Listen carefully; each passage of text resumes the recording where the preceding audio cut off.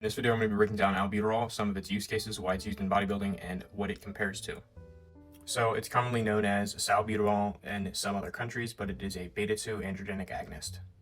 So it's commonly used as a bronchodilator for things like asthma and COPD because it helps smooth the muscle tissues around the nasal and the throat passageways, and it allows you to breathe better and just overall feel better. So in the bodybuilding space, it's commonly compared to things like clenbuterol, and it is typically used during fat loss and competition prep phases for energy expenditure and overall performance.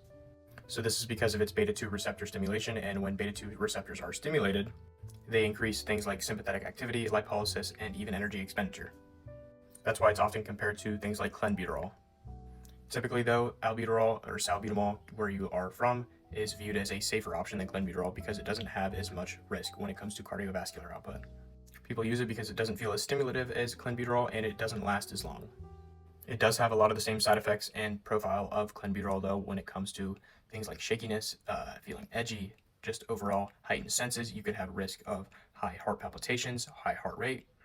Things like headaches, muscle cramps, and dehydration are common if you aren't properly hydrating and doing things with your sodium and electrolyte balance.